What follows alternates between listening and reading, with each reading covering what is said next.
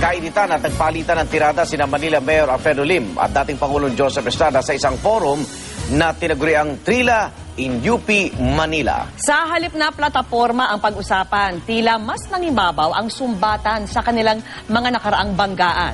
Saksi si Jam Sisante. Department of Tourism, their slogan is to attract more tourists. The slogan is it's more fun in the Philippines. But in Manila, it's more fun in Manila. Kidnapan, karnapan, holdapan, at kahirapan. 8 lang ho pala ang reported na carnapping cases. At doon sa 8 ho yun, 3 ang na-recover. At yung iba, ito daw ho, ni-report ng mga bumili ng mga motorsiklo na hindi makabayad utang. Hindi ho carnapping capital ang Maynila. Ito ang sagutang nasaksihan sa Trila in UP Manila Forum kanina. Plataporma ng 2 kandidato ang dapat tututukan ng programa, pero tila nangibabaw ang sumbatan sa kanilang mga nakaraang banggaan.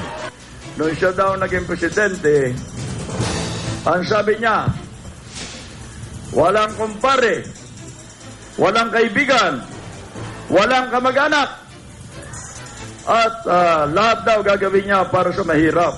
Ang tanong ko lang ho, tama, walang kumpare, walang kaibigan, walang kamag-anak, bakit ho kayo nasintensyahan ng life sentence sa pinaglaruan niyo ang kwarta ng bayan? Sino na aresto? For plunder. On complaint of Governor Chavit. Mr. President, kayo ba ito?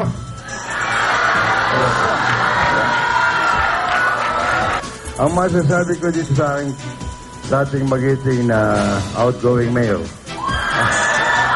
Ay, ano ba? Nabigla lang ko. Yung sinabi niya yun, alam niyo, makinig lang kayo, especially the UP students.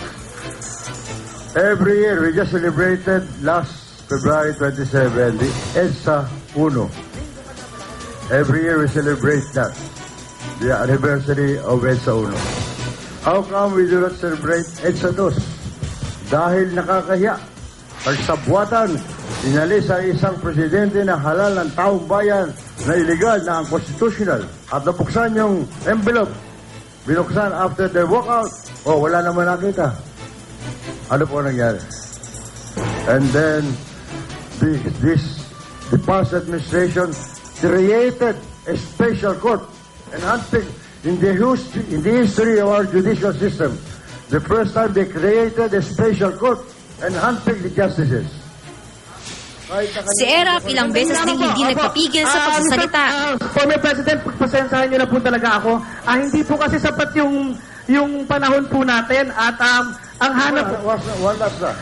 Kung ako may kasalanan, nung ako pa yung nasa Tanay, siya mismo pumunta sa akin sa Tanay at humihingi siya ng tawad. Umiyak pa siya. Yung sinasabi, ako daw lumuluha sa kanya. Kalukuhan ro yun ba't ako luluha sa isang tao na hindi naman maganda pagkatao? Convicted. Oh, convicted for plunder. Convicted for plunder. He is the only president convicted for plunder. Sa gitna ng bangayan, sinagot din naman nila ang mga tanong ukol sa mga problema ng Maynila, tulad ng pagresolba sa mga maninindang walang legal na pwesto.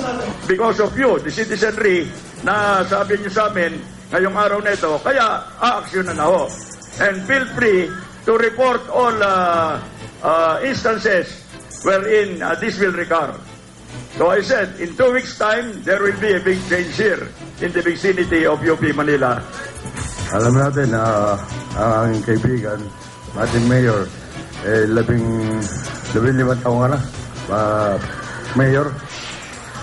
Aba, doon po tayo sa solusyon. 15 taon na mayor, ngayon lang yung malalaman yung problemang yan.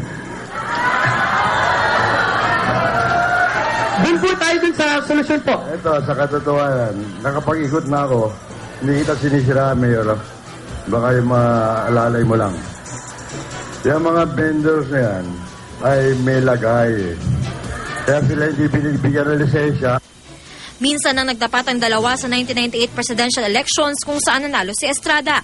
Sa kabila niyan, itinalaga pa rin niya si Lim na Interior Secretary sa kanyang administrasyon bago ito tumiwalag sa kanya noong ikalawang People Power Revolution. Ako si Jam Sasante, ang inyong saksi.